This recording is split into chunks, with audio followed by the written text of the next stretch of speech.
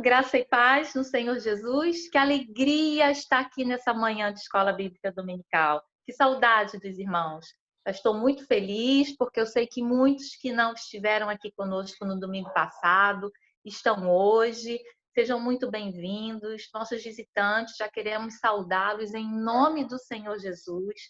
Sejam bem-vindos aqui na nossa EBD em casa, né? E que possamos alegrar os nossos corações, como diz Filipenses 4:4. Alegrai-vos sempre no Senhor. Outra vez vos digo, alegrai-vos. Descansa o seu coração no Senhor nesse momento.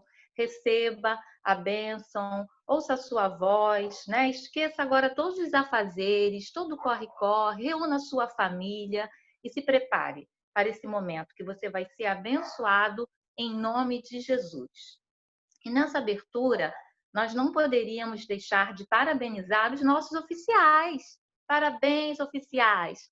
Ontem, né, segundo sábado de junho, nós comemoramos o Dia dos Oficiais. E é com grande alegria que nós queremos parabenizá-los e queremos, nessa abertura, deixar uma rápida homenagem e uma oração por você, oficial. Obrigada pela sua dedicação, por todo o seu amor, por todo o seu trabalho, né? O diácono é um ofício concebido desde a igreja primitiva. Desempenha até os dias de hoje um papel essencial, fundamental dentro da igreja. Os oficiais são definidos na Bíblia como pessoas de boa reputação, cheias do Espírito Santo e de sabedoria, respeitáveis, de uma só palavra, irrepreensíveis, como diz o texto de Atos 6. E Paulo também afirma lá em 1 Timóteo 3:13, que aqueles que desempenharem bem o diaconato alcançarão uma posição de honra e muita intrepidez na fé em Cristo Jesus. João Calvino, nos seus estudos, ele fala muito sobre o diaconato. E é importante que Calvino também enfatiza, assim como a Bíblia também, né, o valor essencial do diaconato na assistência social, né? Na assistência social, no amparo aos necessitados, bem como o bom preparo espiritual dos oficiais, que, segundo ele, devem possuir grande conhecimento da fé cristã para o conforto espiritual dos atendidos. Então, o trabalho do diácono, dos oficiais, presbíteros, diáconos, dos nossos oficiais, vai além das quatro paredes da igreja, além de servir a Santa Ceia, de estar ali ajudando no culto. Ele tem esse papel fundamental de atender os necessitados, de visitação, né? Estamos em um tempo onde não podemos visitar, mas onde podemos mandar mensagens, onde podemos, né, estar atentos para as necessidades dos idosos da nossa igreja, né? Não é um papel só dos líderes e do pastor, né? O diaconato, a nossa oração hoje é que o Senhor Jesus estenda a visão dos nossos diáconos, dos nossos oficiais, né? Que já ajudam tanto, mas que eles possam ser usados poderosamente. Nosso desejo é que Deus abençoe todos os nossos oficiais, dando a cada um o privilégio de servir a Deus com integridade, com unção e relevância. Que Deus abençoe a sua família, querido oficial. Que Deus abençoe os cônjuges. Que Deus abençoe os filhos. Que Ele traga conversão para a sua casa. São tantos oficiais que nós sabemos que oram pelos seus esposos, que oram pelos seus maridos, pelos seus filhos. Que nessa manhã a sua casa tenha uma unção de conversão, uma unção de cura, cura física, cura espiritual, cura emocional, né? Financeiramente, aqueles que estão precisando, para que haja paz, que haja harmonia, para que possamos dizer: eu e minha casa servimos ao Senhor. Não só nossos oficiais, mas toda a ESEJA Agronomia seja fortalecida no Senhor nessa manhã. Recebam, então, queridos oficiais, essa simples homenagem, né? Todos os anos nós estamos juntos, temos uma programação especial, temos presentinhos, mas hoje nós não poderíamos, nesse iniciozinho aqui de EBD, deixar essa palavra de renovo, agradecer pela sua dedicação, pedir também sabedoria ao pastor Samuel, que conduz esse corpo de oficiais, né? Cada um com as suas ansiedades, cada um com seus pensamentos, desempenhando uma função, que o nosso pastor também seja revestido do Espírito Santo para conduzi-los nas decisões tão importantes, irmãos. Devemos orar pelos nossos oficiais, pelo nosso pastor, pelos nossos oficiais. Muitas vezes não sabemos, né? Mas são tantas decisões as quais eles têm que tomar e nós precisamos de orar por eles.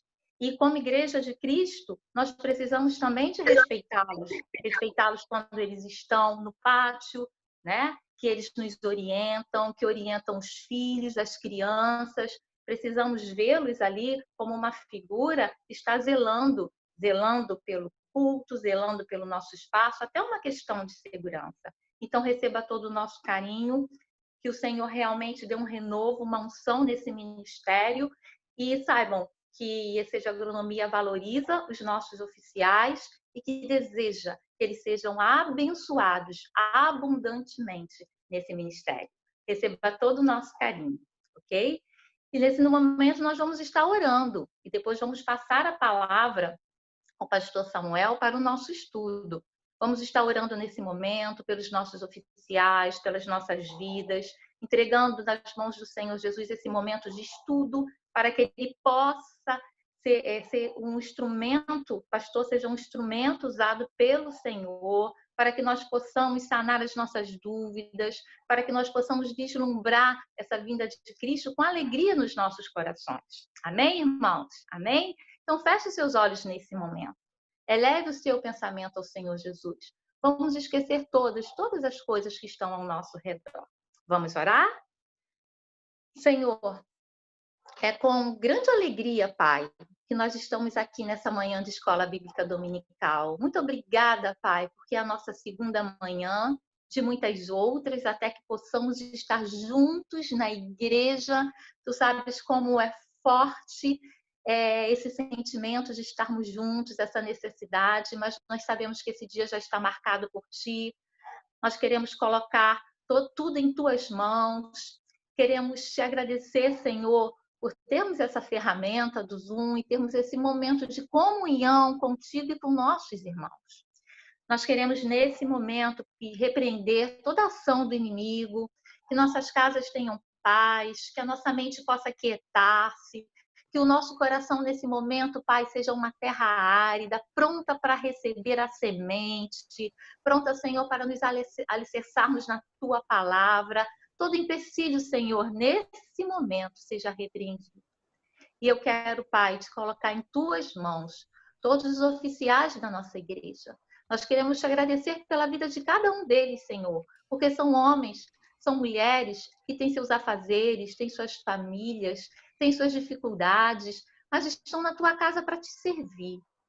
E que cada um deles possam dizer nessa manhã: Jesus, eis-me aqui, faça-me melhor, mostra, Senhor, cumpra, Senhor, os seus propósitos na minha vida, Pai, que essa seja a oração de cada um deles. Nós te pedimos pelas suas famílias, Senhor. Em nome de Jesus, entra na família dos nossos oficiais e também de cada um que está nesse momento aqui conosco, Pai. Traga conversão para os cônjuges, para os seus filhos, para os seus familiares, que todas as amarras sejam quebradas, em nome de Jesus. Traga cura, Pai, aos nossos lares, cura física, cura emocional, cura espiritual, Senhor. Fortalece os nossos oficiais, fortalece a IEC de Agronomia, fortalece a casa do nosso pastor, fortalece a nossa casa, Jesus. Nós precisamos de Ti. Os tempos são difíceis, Senhor, mas nós temos a certeza, Pai, que Tu estás conosco.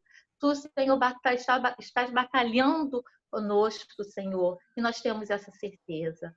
E te entregamos em Tuas mãos, Senhor, esse estudo. Muito obrigada pelo privilégio que temos, Senhor, de estar estudando em nossos lares, Senhor, a Tua vinda. Senhor, vislumbra esse momento, Pai. Tire todo o medo, Pai, toda a incerteza, toda a dúvida, e que tenhamos a certeza, certeza, Senhor, da sua vinda e que a sua igreja é vitoriosa em nome de Jesus. Que a igreja é gloriosa, é vitoriosa. E tira, Pai, tudo que nos impede a termos alegria nesse momento da sua vinda. Tudo que nos impede, Senhor, de estarmos estudando e nos alimentando da tua palavra. Muito obrigada por tudo. Obrigada por cada irmão, Senhor, que se programou para estar aqui nesse momento. Que a sua igreja seja despertada para fazer de cada lar de Seja Agronomia uma igreja na escola dominical, uma igreja na terça-feira à noite, no domingo à noite, em nome de Jesus. Tira de nós o desânimo, Pai, a prostração. Está repreendida em nome de Jesus. E a alegria de estar aos teus pés possa, Senhor, invadir os nossos corações. Em nome do Senhor e o nosso Salvador Jesus Cristo. Amém, amém. Amém, amados. Sejam muito bem-vindos. Pastor Samuel tem a palavra. Amém. Glória a Deus. Eu quero também dar as boas-vindas a todos, né? Nós vamos dar continuidade ao nosso estudo. Eu vou compartilhar aqui o slide de hoje para nós estarmos tendo condições aí melhores de acompanhamento.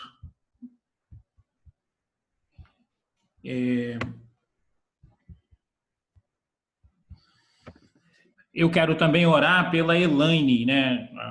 Eu soube agora de que ela está passando mal e a gente vai orar por ela também nesse momento, antes de nós lermos aqui o texto base que nós estaremos nos baseando no dia de hoje para o nosso estudo. Oremos então mais uma vez. Pai, obrigado pela oportunidade que temos de juntos estudarmos a sua palavra. Nós queremos, de uma forma bem específica, orar por aquelas pessoas que estão enfrentando algum sintoma de doença, estão se sentindo incomodados por dores. Ó Deus, nós queremos então pedir que a tua graça possa alcançá-los.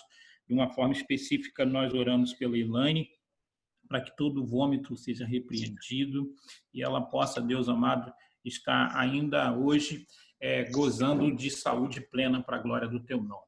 Nos abençoe aqui na nossa lição de hoje e que em tudo isso o teu nome seja glorificado. É a nossa oração, em nome de Jesus. Amém. Queridos, vamos ler então Mateus capítulo 24. Você que está com a sua Bíblia aí próximo a você, acompanhe comigo a leitura, né? Nós vamos ler do verso 3 ao verso 14 mais uma vez, né? E eu quero ler então nesse momento. Fala assim, Mateus capítulo 24, do versículo 3 ao 14. No Monte das Oliveiras, achava-se Jesus assentado, quando se aproximaram dele os discípulos em particular e lhe pediram: dize-nos quando sucederão estas coisas e que sinal haverá de sua vinda e da consumação do século. E ele lhe respondeu: vede que ninguém vos engane, porque virão muitos em meu nome, dizendo: eu sou o Cristo, e enganarão a muitos. E certamente ouvireis falar de guerras e rumores de guerra. Vede, não vos assusteis, porque é necessário assim acontecer, mas ainda não é o fim. Porquanto se levantará nação contra nação, reino contra reino, e haverá fomes e terremotos em vários lugares. Porém, tudo isso é o princípio das dores. Então sereis atribulados e vos matarão. Sereis odiados de todas as nações por causa do meu nome. Nesse tempo, muitos hão de se escandalizar, trair, odiar uns aos outros. Levantar-se-ão muitos falsos profetas e enganarão a muitos. E por se multiplicar a iniquidade, o amor se esfriará de quase todos. Aquele, porém, que perseverar até o fim, esse será salvo. Será pregado este evangelho do reino por todo o mundo, para testemunho a todas as nações, então virá o fim. Eu quero também destacar hoje aqui com vocês as etapas proféticas dos últimos dias. Nós conversamos a semana passada de que nós precisamos estar entendendo alguns termos que envolvem a volta do Senhor Jesus, que eles são facilmente confundidos. Quero ressaltar esse texto de Mateus, capítulo 24, versículo 42, que fala assim: portanto, vigiem, porque vocês não sabem em que dia virá o seu Senhor. Né? Mateus 24, 42. Então, esse texto, especificamente, ele está falando de um acontecimento que nós vamos estudar de uma forma específica a semana que vem, que é o arrebatamento. Mas eu quero aproveitar esse texto para que nós possamos tirar as dúvidas sobre alguns termos que muitas vezes nos confundem e nós não conseguimos discernir as etapas proféticas dos últimos dias, ok? Falei a semana passada que os últimos dias começaram com a descida do Espírito Santo e vão até a segunda vinda de Jesus. Nós precisamos estar entendendo, então, as terminologias utilizadas na Bíblia para exemplificar e explicar didaticamente os acontecimentos dos últimos dias, né? Para não ter confusão em relação às etapas proféticas. Né?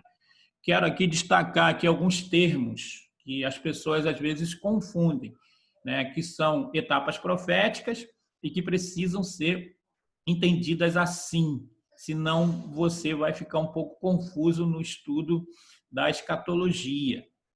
Os últimos dias eu já expliquei a semana passada, né, que começa com a descida do Espírito Santo e vai até a volta do Senhor Jesus. Né? Então, esse termo segunda vinda, nós precisamos entender como um período prolongado de eventos que estarão acontecendo. Né? Até nós usamos a seguinte expressão: Jesus está voltando. Né? Quando nós usamos essa expressão, aí nós temos condição, então, de estarmos colocando didaticamente as etapas proféticas. Então, a segunda vinda deve ser entendida como um período prolongado de acontecimentos que apontam, né, para o arrebatamento da igreja, a grande tribulação, a Margedon, milênio, tudo isso está dentro do assunto chamado segunda vinda. Né? Também a questão do arrebatamento, nós tivemos a oportunidade de ver isso, que algumas pessoas confundiam o arrebatamento, né, com outro termo que também nós encontramos na Bíblia, que é a manifestação. Né? O arrebatamento é o nosso encontro com Jesus nos ares. Né? E vamos estudar isso de uma forma bem específica a semana que vem. Né? E a manifestação é quando Jesus vai estar voltando até a Terra, né, no final da grande tribulação, para estabelecer o milênio. A gente precisa, então, fazer a distinção entre um acontecimento e o outro. E tem muita gente, então, que confunde, né, essas terminologias. Né? Também a Bíblia usa uma outra terminologia para esse período prolongado de eventos que apontam para o estabelecimento do reino do Senhor aqui na Terra, chamado Dia do Senhor. Né? Dia do Senhor. Então, todos esses termos precisam ser entendidos dentro daquilo que a Bíblia chama, né, de etapas proféticas, que nós estaremos estudando um por um nesse período aqui de escola bíblica dominical virtual. Quero fazer só uma rápida recapitulação. Né? Os últimos dias, base bíblica, Atos 2, 17 a 20, né? Que fala assim: e acontecerá nos últimos dias que derramarei meu espírito sobre toda a carne. Mostrarei prodígios em cima no céu, sinais embaixo na terra, sangue, fogo e vapor de fumaça. O sol se converterá em trevas e a lua em sangue, antes que venha o glorioso dia do Senhor. Né? Então, esse aqui é o texto bíblico para os últimos dias, que você deve entender que começou com a descida do Espírito Santo e terminará, então, com a segunda vinda do Senhor Jesus, né? Também o arrebatamento, uma base bíblica para o arrebatamento. Depois, nós, os vivos, seremos arrebatados juntamente com eles, entre nuvens, para o encontro do Senhor nos ares, e assim estaremos para sempre com ele. Uma base bíblica para isso é 1 Tessalonicenses 4:17, né? É o arrebatamento da igreja, e nós vamos estudar de uma forma específica sobre esse tema no domingo que vem, né? Ainda um outro texto clássico para o arrebatamento da igreja é esse aqui, 1 Coríntios capítulo 15, versículo 52. No momento, num abrir e fechar de olhos, ao ressoar da última trombeta, a trombeta soará, os mortos ressuscitarão incorruptíveis e nós seremos transformados, né? Então, esse aqui é um outro texto específico para o evento que nós conhecemos como o arrebatamento da igreja, né? Que é o próximo grande evento que nós estamos esperando, né? Aí depois vem a grande tribulação, né? E depois, no final da grande tribulação, vem esse outro termo técnico chamado manifestação. Por que é chamado manifestação? Porque nessa etapa da volta de Jesus, todo olho verá, né? A Bíblia vai dizer, então, de que também essa manifestação acontecerá para um fato marcante, que vai ser, né, a colocação do anticristo no lago de fogo, né? Então será de fato revelado o iníquo, que é o anticristo, a quem o Senhor Jesus matará com o sopro da sua boca e o destruirá na manifestação da sua vinda. Então, esse texto aqui tem que ser colocado no final da grande tribulação, porque aqui fala da destruição do anticristo, né? E aí isso acontecerá, então, nessa segunda etapa da volta de Jesus, né, que a gente, então, precisa estar entendendo com esse termo técnico chamado manifestação, né, que o texto vai dizer também, lá em Apocalipse 1:7, eis que vem com as nuvens, todo olho verá, até quantos o transpassaram, todas as tribos da terra se lamentarão sobre ele, certamente, amém. Então, para ficar bem claro, existe uma diferença entre o arrebatamento, né? O arrebatamento é o nosso encontro com Jesus nos ares, né? Das pessoas que morreram em Cristo, né? E aquelas que estiverem vivas serão transformadas e serão arrebatadas, tiradas da terra, né? De uma forma inusitada, que a Bíblia fala que vai ser também num abrir e fechar de olhos, uma coisa bem rápida, né, que as pessoas perceberão, então, a nossa falta e haverá uma grande confusão no mundo, né? E aí, então, vem a grande tribulação. Depois da grande tribulação, então, acontece, né, que o anticristo será destruído pelo sopro da boca de Jesus, diz a palavra, né? E a Bíblia chama isso, então, de manifestação. E aí que tem o texto que diz: eis que vem com as nuvens e todo olho verá, até quantos transpassaram, todas as tribos da terra se lamentarão sobre ele, certamente, amém. Então, você não deve confundir o arrebatamento com a manifestação, né? O arrebatamento é o encontro da igreja com Jesus nos ares no arrebatamento. E a manifestação é no final da grande tribulação, depois de 7 anos, onde Jesus estará vindo estabelecer o seu reino aqui na terra juntamente conosco no final da grande tribulação para estabelecer o milênio, ok?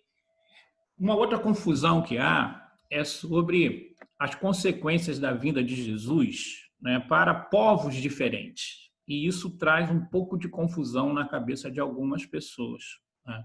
A vinda de Jesus será impactante. E aí eu vejo na Bíblia uma divisão didática dos povos existentes, né? A Bíblia divide os povos como judeu, gentio e igreja. E para cada um desses grupos haverá, né, consequências em relação à volta de Jesus, né? E também a participação ativa nas etapas proféticas que nós estamos dizendo aqui, né? Por exemplo, a igreja tem uma participação ativa, né, benéfica em relação ao arrebatamento. Agora, o judeu e os gentios, eles já têm consequências negativas em relação a esse evento, né? E é isso que eu quero compartilhar com vocês, para que você possa saber qual grupo que você faz parte e quais serão as consequências diretas da volta de Jesus em relação a você, né? Da onde que eu tirei essa divisão geral de povos que a Bíblia coloca, né? Eu tirei desse texto aqui, ó, de 1 Coríntios, capítulo 10, versículo 32, né? Que o apóstolo Paulo faz essa divisão didática, ó. Não vos torneis causa de tropeço nem para os judeus, um povo, nem para os gentios, outro povo, nem tampouco para a igreja de Deus, né? Todas as pessoas, né, que aceitam Jesus como Salvador fazem parte da igreja, né? Então pode ser judeu e gentio convertido, fazem parte da igreja. Mas o judeu não convertido, né, Deus tem um plano específico para resgatá-los, né? Os gentios também que vivem como se Deus não existisse, Deus também tem um plano específico para resgatá-los, para mostrar também a sua justiça, entendeu? Então nós precisamos entender isso. A volta do Senhor Jesus trará consequências diretas para 3 povos: judeu, gentio e a igreja de Deus, ok? E nós precisamos saber disso porque precisamos avisar as pessoas a respeito das consequências positivas, né, e negativas para a vida de alguns em relação à volta de Jesus, se eles não se prepararem adequadamente. Para os judeus, né, como é que Jesus vai vir para os judeus, né? Ele virá como Messias e libertador para implantar o milênio, né? Nós vamos entender melhor as consequências da volta de Jesus para o povo judeu quando estudarmos a grande tribulação, né? A grande tribulação está diretamente ligada com um propósito especial de Deus em abrir os olhos dos judeus para que eles possam reconhecer Jesus como o verdadeiro Messias. E depois, então, de muito sofrimento, na grande tribulação, o povo judeu vai entender isso, né? Então, para o povo judeu, Jesus virá como o Messias e libertador para implantar o milênio, né? Para os judeus, assim. Eu vejo aqui, então, até uma base bíblica para isso, né? Romanos 11, 26, que diz: e assim todo Israel será salvo, como está escrito. Virá de Sião o libertador, e ele apartará de Jacó as impiedades, né? Isso vai acontecer na grande tribulação, que nós vamos estudar daqui a 2 domingos, né? E aí você vai entender as consequências diretas, né, da grande tribulação na vida do povo judeu, ok? Para os gentios, né? Os gentios são aquelas pessoas que optam em viver como se Deus não existisse ou se Deus fosse irrelevante, né? Por exemplo, temos alguns exemplos práticos: as celebridades, alguns políticos, né? E alguns anônimos também. Não, são pessoas de que não se importam com o relacionamento com Deus, né? Não dão valor à palavra, né? Então, Jesus virá para essas pessoas como juiz, rei dos reis, senhor dos senhores, né?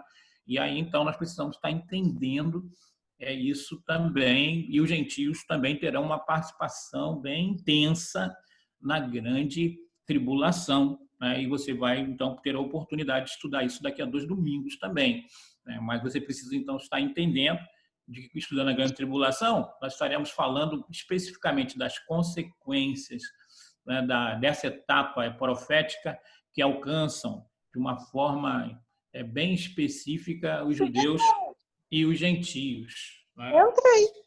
Olha o texto aqui de Salmo 96, 13, que diz, ó: na presença do Senhor, porque vem julgar a terra, julgará o mundo com justiça e os povos consoante a sua fidelidade, né? Então, aqui é uma palavra específica, escatológica, para os gentios, no Salmo 96, versículo 13, né?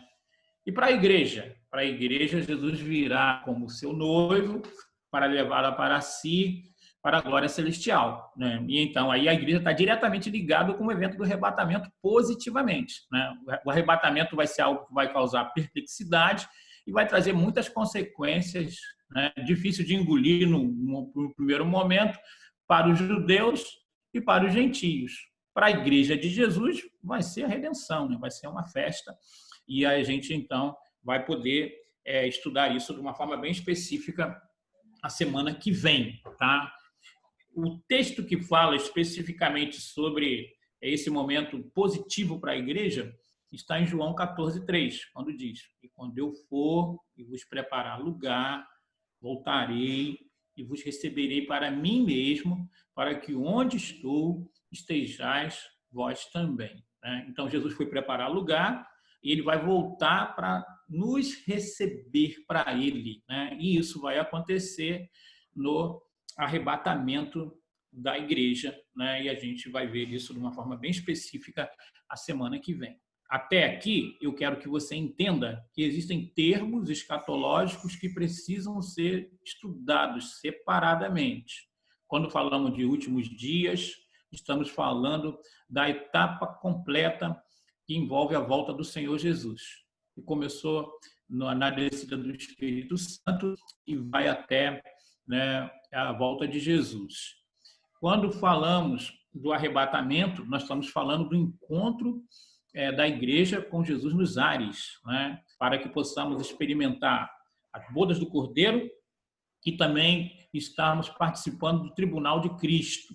Estaremos estudando a semana que vem na questão do arrebatamento, né? Aí precisamos entender, então, a grande tribulação, que é um período específico onde Deus vai trabalhar de uma forma bem direta com os gentios e com os judeus, né? E aí, no final disso, acontece aquilo que conhecemos como manifestação, que é a vinda de Jesus, todo olho vendo, e nós, então, voltaremos, né, do arrebatamento para que possamos, junto com Jesus, estabelecermos e participarmos do milênio aqui na Terra.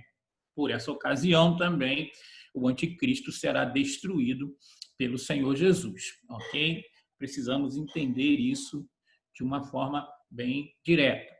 Então, nós estamos estudando isso aqui, ó, as etapas proféticas: princípio das dores, arrebatamento, grande tribulação, manifestação, milênio, estado eterno, né? Nós estudaremos cada uma dessas etapas proféticas, né? E quero que você possa estar atento para isso, ok?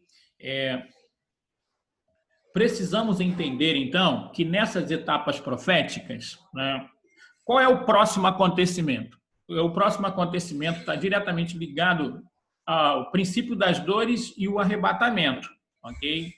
Cronologicamente, nós precisamos entender isso. Tá? Aqui, nós temos um acontecimento geral, impactante, que vai acontecer em breve, né? Que é o arrebatamento da igreja. Aí nós precisamos entender também aquilo que a Bíblia chama de princípio das dores, que é o texto de Mateus, capítulo 24. Okay? Eu não sei se até aí alguém quer fazer algum tipo de pergunta e se a Miliane entende que seja interessante compartilhar alguma dúvida até aqui.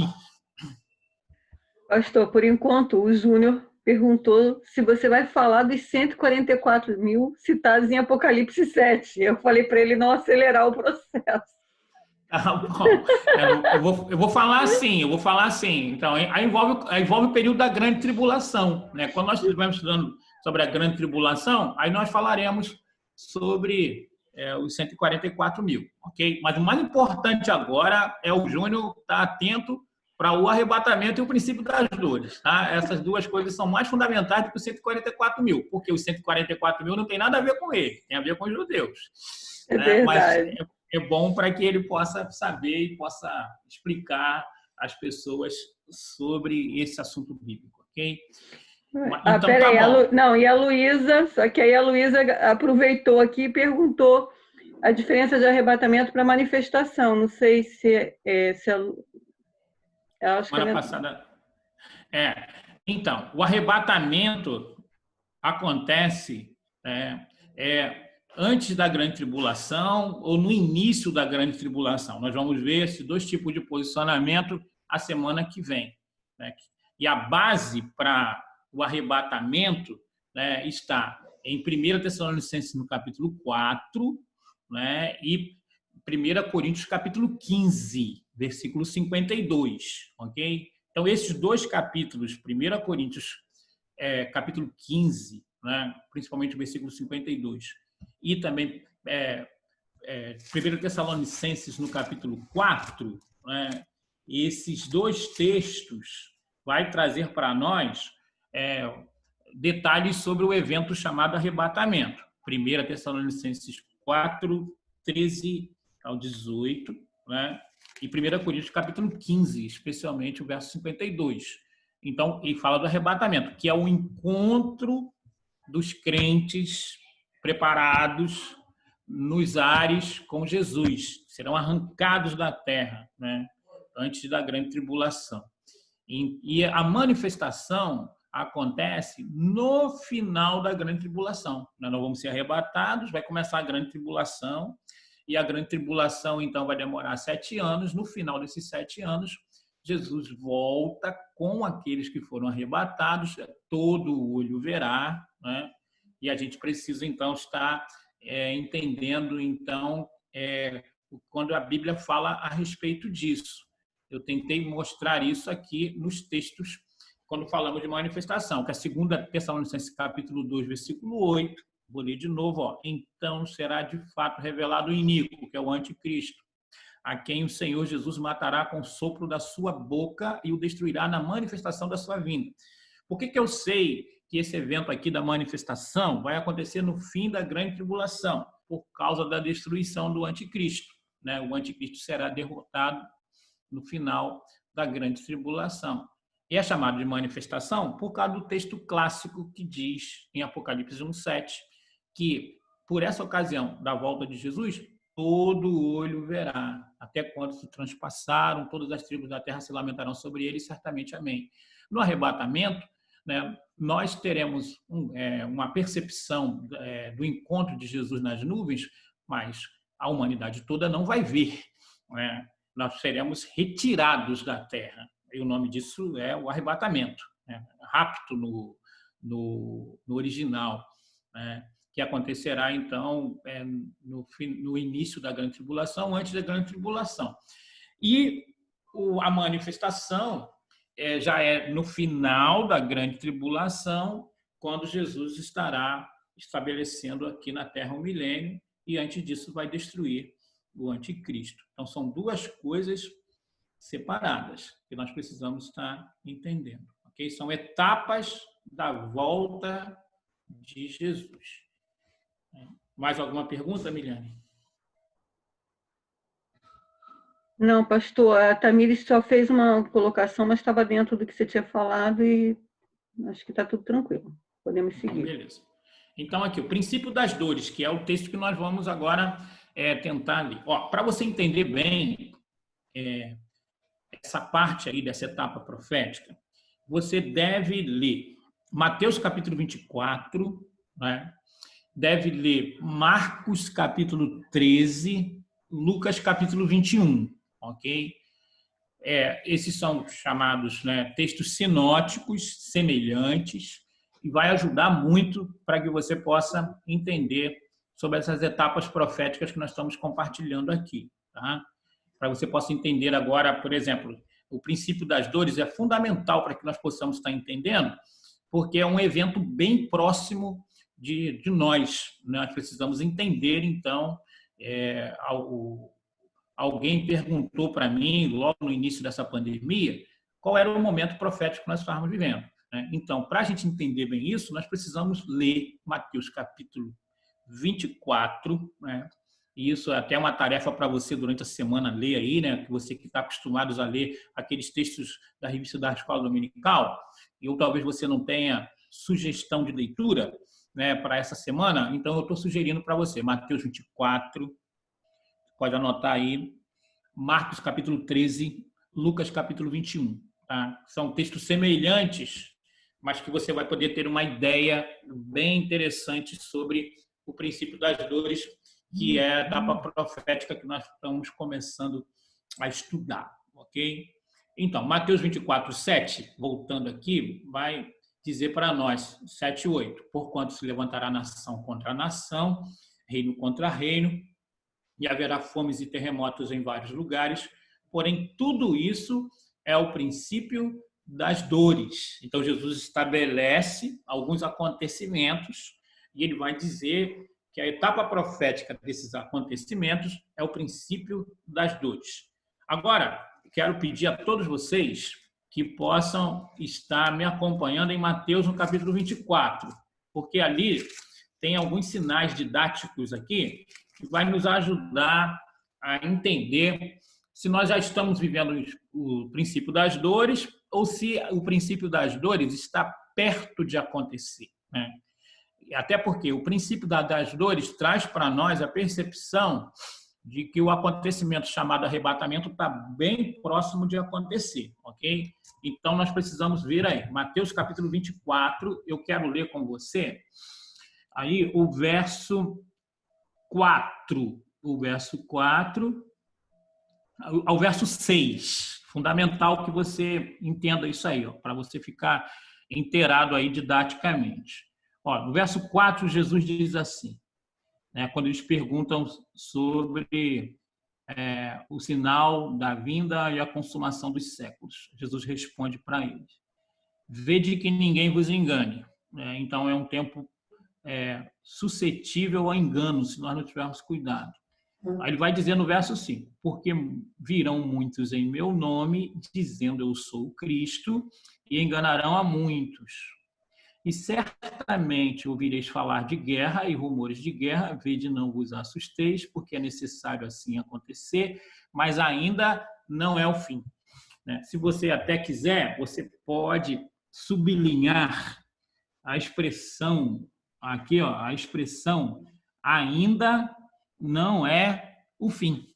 Por quê? Porque parece-me que Jesus, no verso 5 e 6, ele está falando que haveria sinais genéricos da volta dele.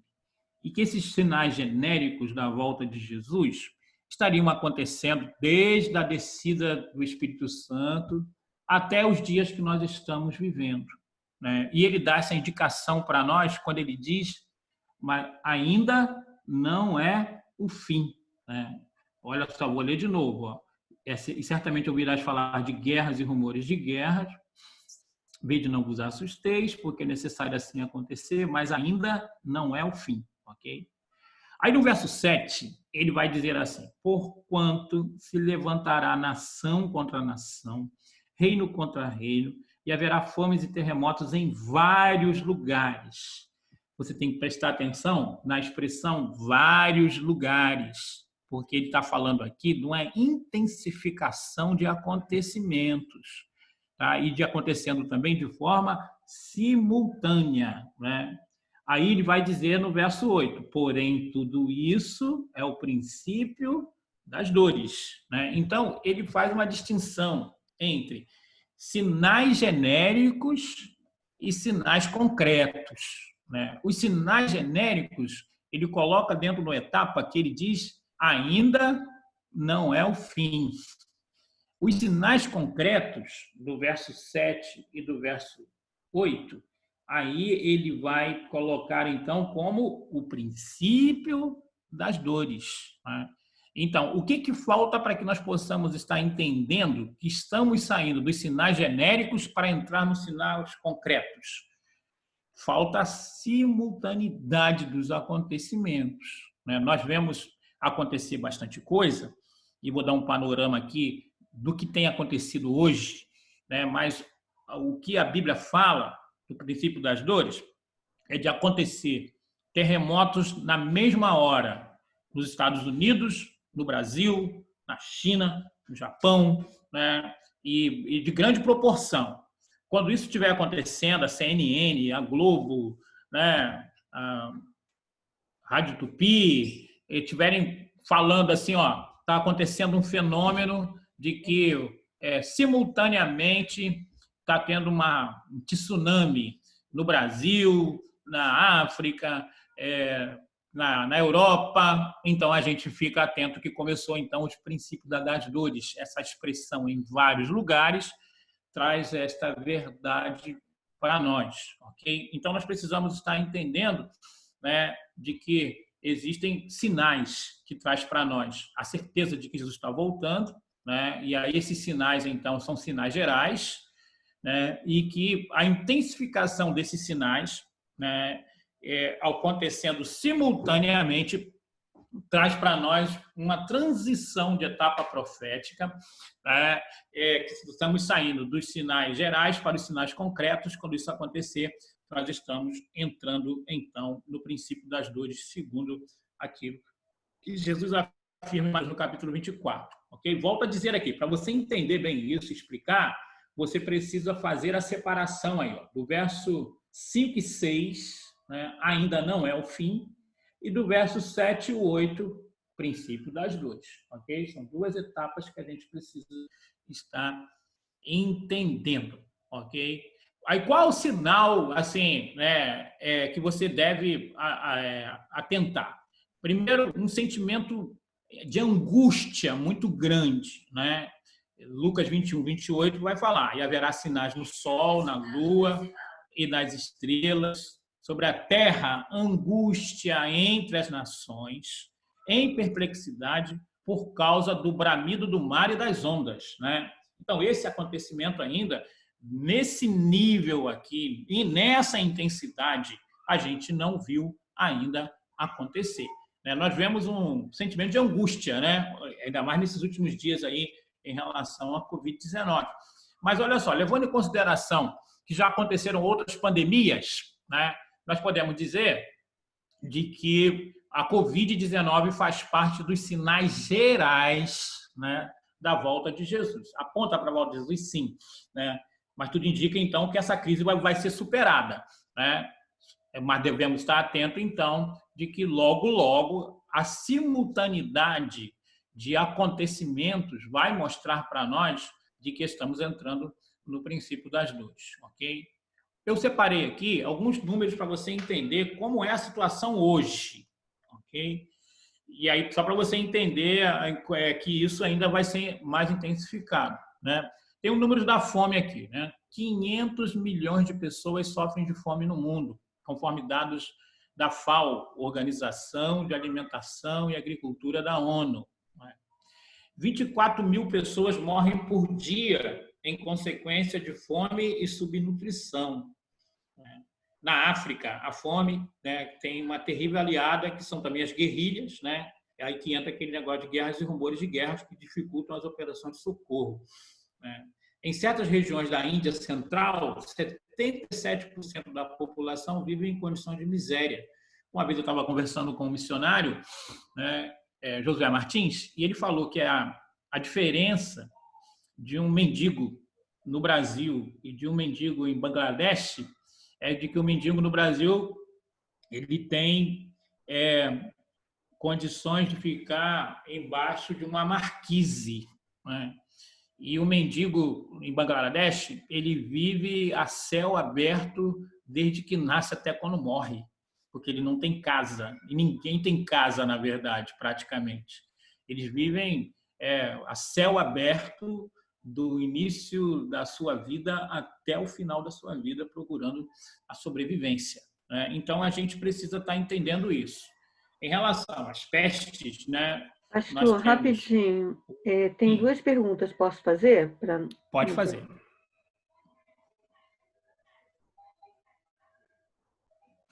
Desculpa, eu mutei meu microfone. A Catilene coloca que ela, se a compreensão dela, né, está certa, de que a palavra fala em vários lugares e não em todos os lugares. Então, que não será necessariamente em todo mundo. O terremoto acontecerá simultaneamente em alguns lugares, mas não necessariamente no mundo todo ao mesmo tempo. Isso aí, em vários lugares simultâneo, mas ele não fala que vai ser... É porque nós vamos entender isso melhor quando estudarmos a Grande Tribulação. Aí, porque vocês já devem ter ouvido falar sobre os 7 selos, nós vamos estudar sobre isso, né, sobre as 7 trombetas e os 7 flagelos, né, que são intensificação de julgamentos, né? E aí, então, nós vamos ver de que haverá, dentro da Grande Tribulação, um progresso desses acontecimentos de cataclismas, né, de desordem naturais. E aqui também lá vai falar de que não vai ser uma destruição total, né? Os 7 selos têm uma proporção, né? As 7 trombetas têm uma proporção um pouco maior, os 7 flagelos têm uma proporção ainda maior, né, de alcance, e a gente precisa estar entendendo isso. Mas a compreensão dela está correta em vários lugares simultâneos, mas não na Terra toda no mesmo tempo.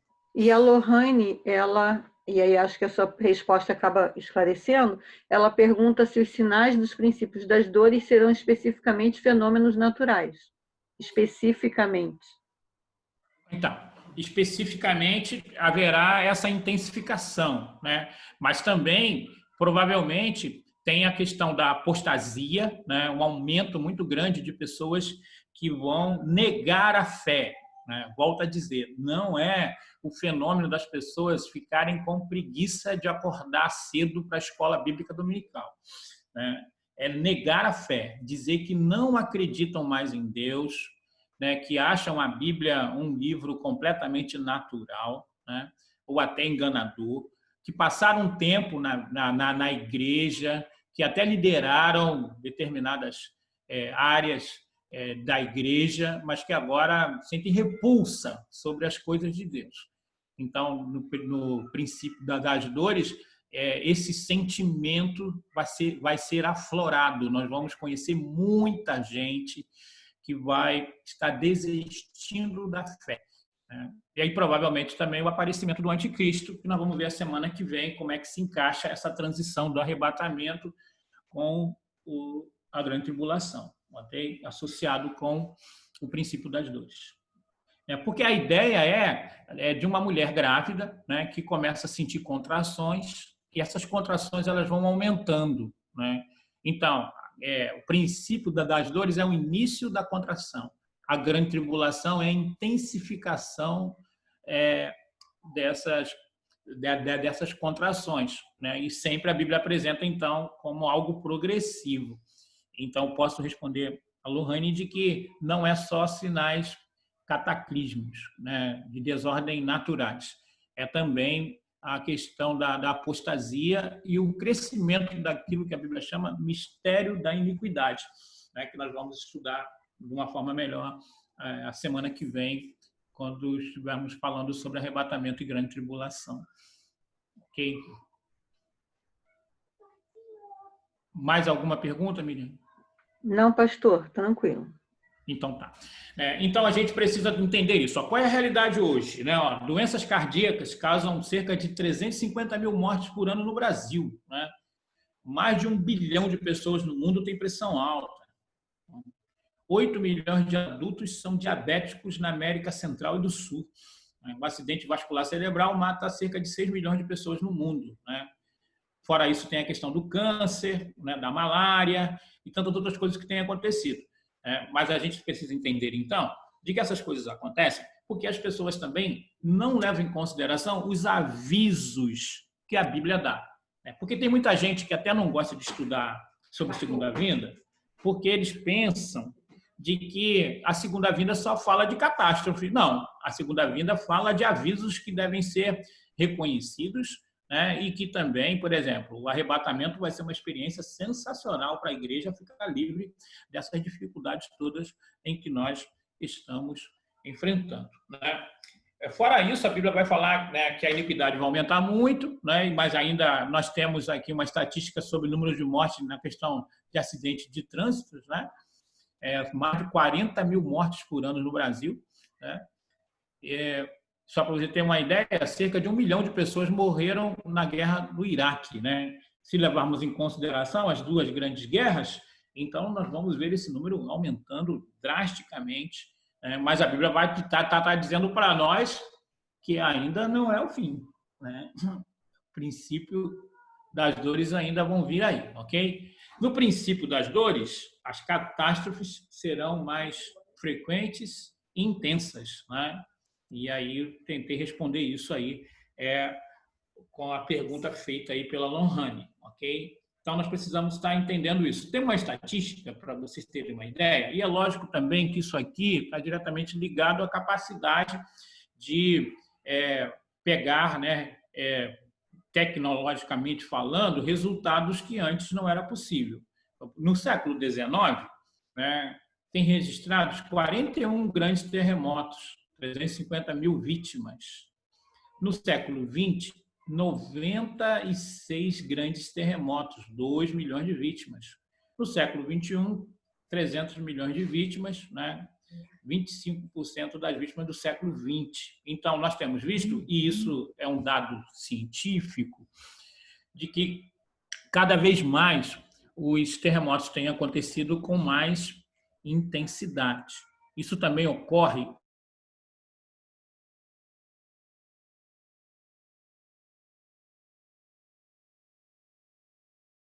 25 anos para acontecer. Agora, cada vez mais, esse período aí tem sido encurtado e nós então estamos vendo então que essa intensificação traz para nós o alerta de que estamos prestes a mudar de etapa profética e precisamos estar vigilantes em relação a isso. Ok? Pastor, posso fazer uma pergunta que eu não sei se é exatamente uma pergunta ou uma consideração? Tá. Sempre que as pessoas conversam comigo sobre isso sempre aconteceu, já houve outras pandemias, a humanidade sempre enfrentou esses desafios, e eu sempre me remeto a quando se fala lá e na plenitude dos tempos, Jesus foi enviado, então Jesus, e a plenitude dos tempos era o momento em que tudo estava pronto para aquele evento.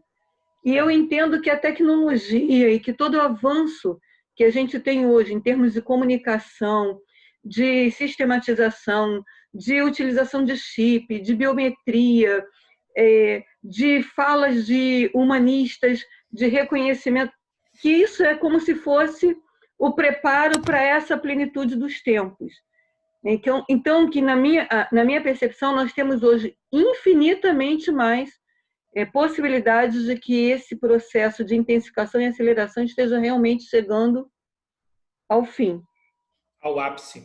Então, é verdade. É exatamente isso. O que você precisa, talvez, se essas pessoas der abertura para que você possa ensinar para ela didaticamente, é fazer essa separação aqui que nós encontramos em Mateus, no capítulo 24, usando, então, a didática de Jesus aqui, ó, que ele separa o verso 5 e 6 para falar de uma etapa, ainda não é o fim, o verso 7 e 8 para falar de uma etapa, princípio das dores, né? Até porque, depois do princípio das dores, no verso 9, vai dizer assim: então sereis atribulados e vos matarão, sereis odiados de todas as nações por causa do meu nome. Então, isso aqui já é uma outra etapa, que é a grande tribulação, né? Que a gente vai poder estudar de uma forma mais intensa. Então, nós podemos ver que Jesus se preocupou em relação a isso. Ele dividiu as etapas aqui, né? As pessoas que não percebem porque faz uma leitura muito rápida da Bíblia. Por isso que nós chamamos Mateus 24, Marcos capítulo 13, Lucas capítulo 21 de pequenos apocalipse. Por quê? Porque fala a respeito do fim de uma forma didática, se prestarmos atenção, vamos entender plenamente. O pessoal pensa de que o fim vai ser instantâneo, né? Mas o fim são acontecimentos, né, que estarão acontecendo sucessivamente para que as pessoas possam ter tempo de arrependimento, né? E temos que levar em consideração também que a palavra fim na Bíblia não é o the end, né? Não é as letras subindo no final do filme, né? O fim na Bíblia é a palavra telos, que significa propósito, objetivo, né? E qual é o objetivo de Deus? O objetivo de Deus é que aqueles que passarem no teste da fidelidade possam viver eternamente com Ele, né? E essas coisas que nós estamos falando aqui vai desencadear a possibilidade de que isso aconteça, né? Quando fala de fim, o pessoal pensa, então, de que é o fim de todas as coisas. Não. É o propósito de Deus em estar mantendo comunhão plena com aqueles que passaram no teste da fidelidade. Para isso, então, como última cartada, ele vai possibilitar as pessoas, através também desses acontecimentos todos que nós estamos falando aqui, de se quebrantarem na presença de Deus. Ok? Então, Mateus capítulo 24, né, para eu passar aqui para as perguntas finais, precisa ser entendida da seguinte maneira. Ó, aí vai falar aqui, verso 5 e 6, ainda não é o fim, uma etapa profética. Verso 7 e 8, princípio das dores, precisa ser entendido como outra etapa profética. Do verso 9 ao verso 9 até o verso 14, a gente precisa entender o início de uma intensificação de uma outra etapa profética que vai desencadear com a grande tribulação, que nós vamos ver futuramente, né? Mas eu quero alertar. Vocês querem se aprofundar em relação a isso? Nos evangelhos, leiam, anotem. Mateus capítulo 24, Marcos capítulo 13, Lucas capítulo 21, ok? Também, para que você possa entender sobre arrebatamento, né? Sobre arrebatamento, você tem que ler 1 Tessalonicenses capítulo 4, versículo 13 ao versículo 18. Né? Se ler o versículo 5, você também vai ter a oportunidade de ver a distinção entre arrebatamento e manifestação. Para entender arrebatamento ainda, 1 Coríntios capítulo 15. 1 Coríntios capítulo 15, ok? 1 Coríntios capítulo 15, né? E aí você vai ter a oportunidade de entender melhor, principalmente a partir do verso 50, verso 50 ao verso 58, ok? E aí, então, o texto clássico que você também vai poder ler é o livro todo de Apocalipse, né? Mas a gente vai paulatinamente levando você a entender essas etapas de uma forma onde você possa também ter argumento para explicar às pessoas que estão à sua volta. Ok? Pastor, sim. Carlos Domingos pergunta com relação a essas questões ambientais, como o desmatamento, o mar de sangue, o derretimento de geleiras. Em que etapa que isso se enquadraria?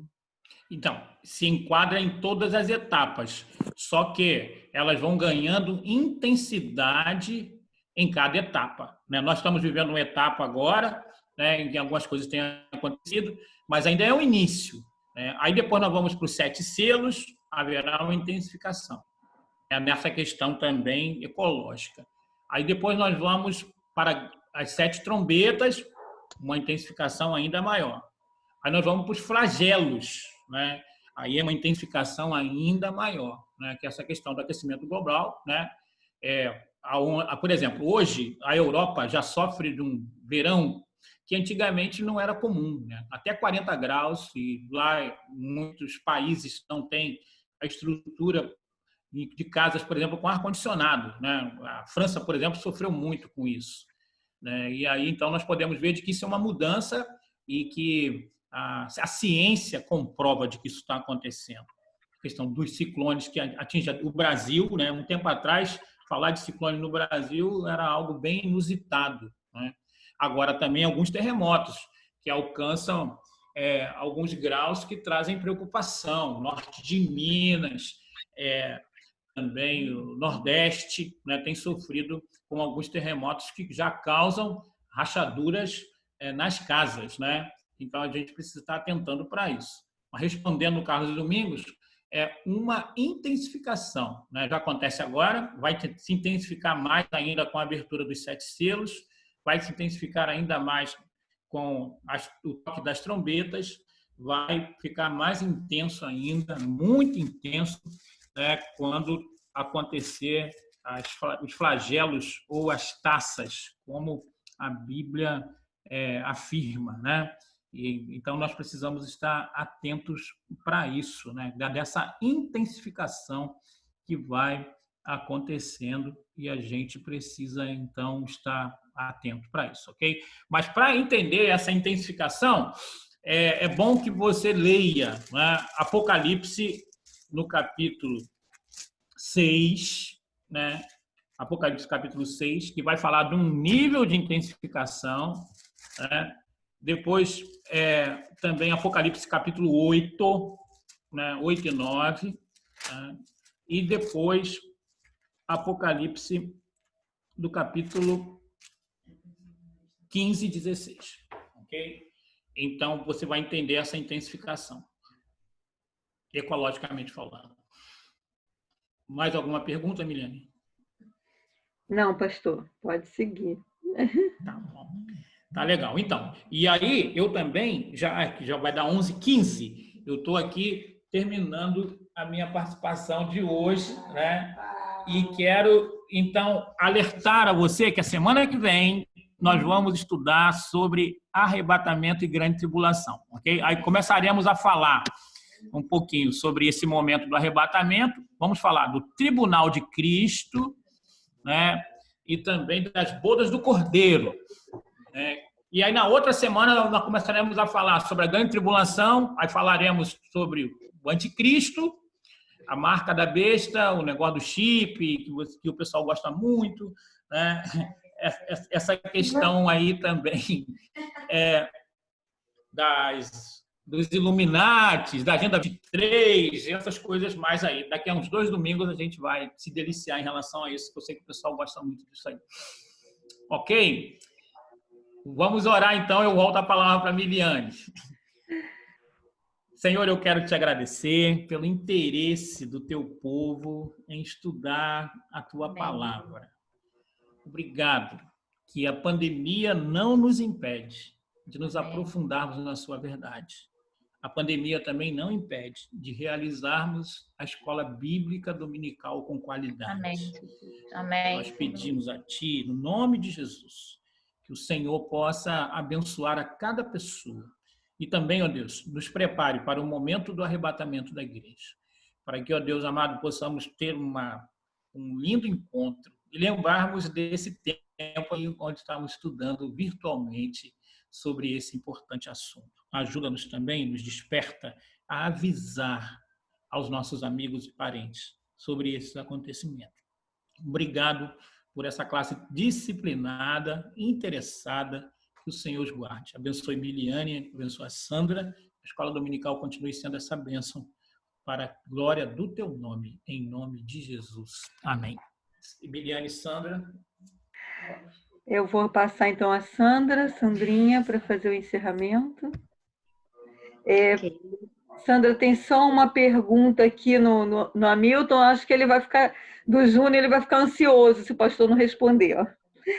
Os selos, as trombetas e os flagelos vão se concretizando durante o princípio das dores, arrebatamento e grande tribulação, ou só na grande tribulação?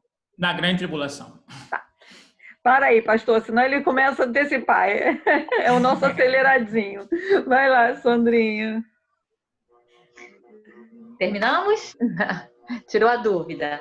Irmãos, que bênção, né? Nossa, deixa eu ver se eu liguei aqui. Obrigada. Como eu aprendi momentos preciosos aí na presença do Senhor. Né? Eu já estou ansiosa para o próximo domingo. E você também? Eu já estou ansiosa. Faça suas leituras, né? Eu anotei aqui todos os textos que o pastor, né, sugeriu. Faça essas leituras, se prepare para o próximo domingo. E um pedido nosso, só para terminar, é que a partir do próximo domingo nós possamos já estar assim acessando a partir das 9h45, você já possa estar acessando a sala de aula. Né? A Miliane, ela abre a sala de aula às 9h30, então no máximo 9h45, 9h50, você possa estar já na sala para que possamos, às 10 horas em ponto, darmos esse iniciozinho para usufruirmos mais desses momentos, para que dê mais tempo para as perguntas, né? E para o pastor também ter um tempinho a mais. Então, nós te esperamos no próximo domingo, 9h45, 9h50, e ó, eu e você juntos na EBD, ok? Queremos agradecer muito a presença de todos. tenha aí uma semana abençoada e muito obrigada pela sua presença. Receba aí o nosso abraço carinhoso. Deus o abençoe. Miliane.